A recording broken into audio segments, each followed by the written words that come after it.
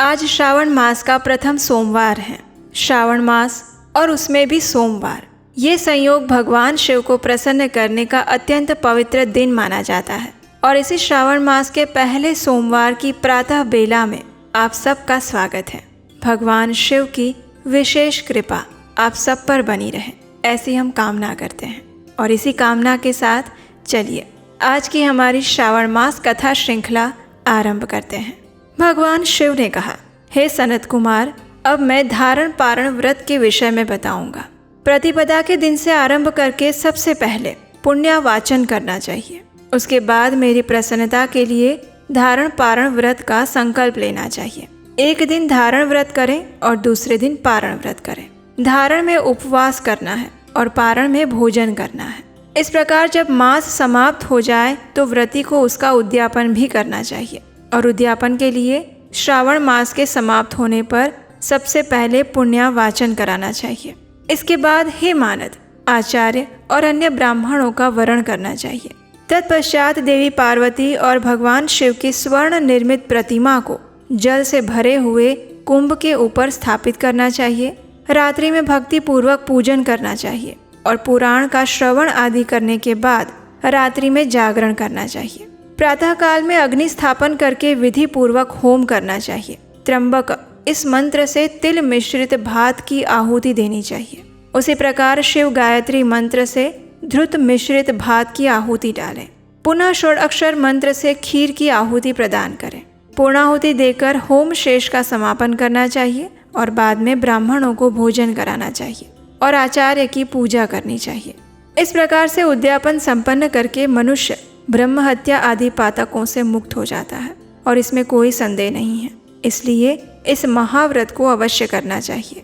हे मुने, अब श्रावण मास में मास उपवास की विधि को आदर पूर्वक सुनिए। प्रतिपदा के दिन प्रातः काल इस व्रत का संकल्प करें। स्त्री हो या पुरुष, मन तथा इंद्रियों को नियंत्रित करके इस व्रत को करें। अमावस्या तिथि को लोक का कल्याण करने वाले वृषध्वज शंकर की अर्चना पूजा षोडश उपचार से करें। उसके बाद अपनी सामर्थ्य के अनुसार वस्त्र तथा अलंकार आदि से ब्राह्मणों का पूजन करें। उन्हें भोजन कराएं, प्रणाम करके विदा करें। इस प्रकार से किया गया मासोपवास व्रत मेरी प्रसन्नता कराने वाला है। हे सनत कुमार, मनुष्यों को सभी सिद्धियां प्रदान करने वाले लक्ष्य संख्या परिमित रुद्रवर्ती व्रत के विधान को अब तुम सावधान होकर सुनो। अत्यंत आदर पूर्वक कपास के 11 तंतुओं से बत्तियां बनानी चाहिए। वे रुद्रवर्ती नाम वाली बत्तियां मुझे प्रसन्न करती हैं।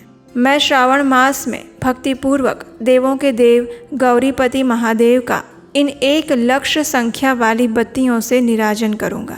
इस प्रकार श्रावण मास के पहले दिन विधि पूर्वक संकल्प लेना चाहिए और फिर महीने भर प्रतिदिन शिवजी का पूजन करके 1000 बत्तियों से निराजन करें और अंतिम दिन 71,000 बत्तियों से निराजन करें। प्रतिदिन 3000 बत्तियां आदर पूर्वक अर्पण भी कर सकते हैं और अंतिम दिन 13,000 बत्तियां समर्पित कर सकते हैं। अथवा एक ही दिन में सभी 1,00,000 बत्तियों को मेरे समक्ष जला सकते हैं। प्रचुर मात्रा में घृत में भिगोई जो स्निग्ध बत्तियां होती हैं वो मुझे प्रिय हैं। ये सब करने के बाद मुझ विश्वेश्वर का पूजन करके कथा श्रवण करें। भगवान शिव के मुख से इस व्रत के विषय में सुनकर सनत कुमार ने कहा, हे जगन्नाथ, हे देवदेव, हे जगदानंद कारक, कृपा करके आप मुझे इस व्रत का प्रभाव बताइए। हे प्रभु, इस व्रत को सबसे पहले किसने किया था और इसके उद्यापन में क्या विधि होती है? ये सुनकर भगवान शिव ने कहा, हे ब्रह्मपुत्र, व्रतों में उत्तम इस रुद्रवर्ती व्रत के विषय में सावधान होकर सुनिए। ये व्रत महापुण्यप्रद, सभी उपद्रवों का नाश करने वाला, प्रीति और सौभाग्य देने वाला, पुत्र पौत्र समृद्धि प्रदान करने वाला, शिवजी की प्रीति उत्पन्न करने वाला और परम पद शिवलोक को देने वाला है। तीनों लोकों में इस रुद्रवर्ती के समान कोई उत्तम व्रत नहीं है। इस संबंध में लोग ये प्राचीन दृष्टांत देते हैं। क्षिप्रा नदी के रम्य तट पर उज्जैनी नामक एक सुंदर नगरी थी। उस नगरी में सुगंधा नामक एक परम सुंदरी वारांगना थी। उसने अपने साथ संसर्ग के लिए अत्यंत दूसरा शुल्क निश्चित किया था। 100 सुवर्ण मुद्रा देकर संसर्ग करने की शर्त उसने रखी हुई थी। उस सुगंधा ने युवकों और ब्राह्मणों को भ्रष्ट कर दिया था। उसने राजाओं और राजकुमारों को निर्वस्त्र करके उनके भूषण आदि लेकर उनका बहुत तिरस्कार भी किया था और इस प्रकार उस सुगंधा ने बहुत लोगों को लूटा था। उसके शरीर की सुगंध से कोस भर का स्थान सुगंधित रहता था। वो पृथ्वी तल पर रूप, लावण्य और कांति की मानो निवास स्थली थी।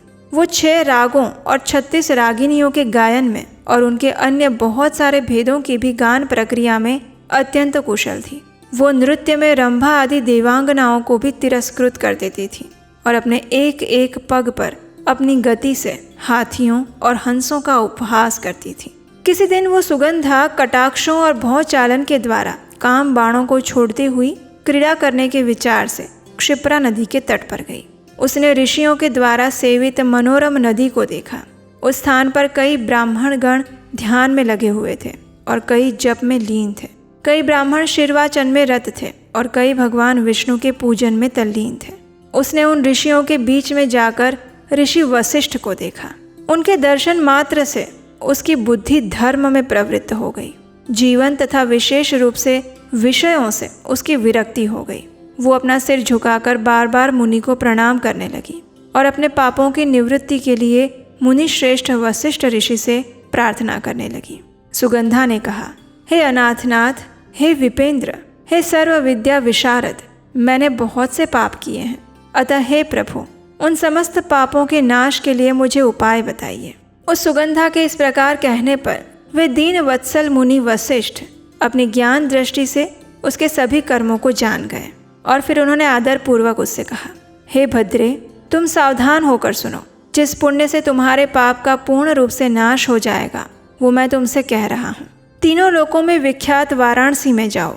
वहाँ जाकर तीनों लोकों में दुर्लभ महान पुण्य देने वाले और भगवान शिव के लिए अत्यंत प्रीतिकर ऐसे रुद्रवर्ती नामक व्रत को उस क्षेत्र में करो। हे भद्रे, इस व्रत को करके तुम परम गति प्राप्त कर लोगी। जाओ। वशिष्ठ ऋषि के वचन सुनकर सुगंधा अपना सारा धन लेकर सेवक और मित्र सहित काशी में जाकर ऋषि वशिष्ठ द्वारा बताए गए विधान अनुसार व्रत करने लगती है और इस प्रकार उस व्रत के प्रभाव से वो सशरीर उस शिवलिंग में विलीन हो जाती है। कथा का समापन करते हुए भगवान शिव कहते हैं, हे सनत कुमार, इस प्रकार जो स्त्री इस परम दुर्लभ व्रत को करती है वो जिस जिस अभिष्ट पदार्थ की इच्छा करेगी वो उसे निसंदेह प्राप्त होगा। हे सुव्रत, अब आप माणिक्यवर्तियों का महात्म्य सुनिए। माणिक्यवर्तियों के व्रत से स्त्री मेरे अर्ध आसन की अधिकारिणी हो जाती है और महाप्रलय पर्यंत वो मेरे लिए प्रिय रहती हैं। अब मैं इस व्रत की संपूर्णता के लिए उद्यापन का विधान बताऊंगा। चांदी की बनी हुई नंदीश्वर की मूर्ति पर आसीन सुवर्णमय भगवान शिव की पार्वती सहित प्रतिमा को कलश पर स्थापित करना चाहिए और विधि के साथ पूजन करके रात्रि में जागरण करना चाहिए। इसके बाद प्रातःकाल नदी में निर्मल जल में विधि पूर्वक स्नान करके 11 ब्राह्मणों सहित आचार्य का वरण करना चाहिए। तत्पश्चात रुद्र सूक्त से अथवा गायत्री से अथवा मूल मंत्र से धृत, खीर और बिल्वपत्रों का होम करना चाहिए। इसके बाद पूर्णाहुति होम करके आचार्य आदि की विधिवत पूजा करनी चाहिए और सपत्निक 11 उत्तम विप्रों को भोजन कराना चाहिए। जो कोई भी स्त्री इस प्रकार से इस व्रत को करती है वह समस्त पापों से मुक्त हो जाती है। तत्पश्चात विधान पूर्वक कथा सुनकर स्थापित की गई समस्त सामग्री ब्राह्मणों को दान में देनी चाहिए और ऐसा करने से निश्चित रूप से 1000 अश्वमेघ यज्ञों का फल प्राप्त होता है। और इस प्रकार स्कंद पुराण के अंतर्गत ईश्वर सनत कुमार संवाद में श्रावण मास महात्म्य अंतर्गत धारणा पारणा मास उपवास रुद्रवर्ती कथन नामक 4था अध्याय पूर्ण हुआ। और ये थी हमारी आज की श्रावण मास की महात्म्य की कथा। इसी कथा की अगली कड़ी के साथ हम आपसे मिलेंगे कल प्रातःकाल आपके अपने चैनल उपदेशाष्टकम पर। हरे कृष्ण।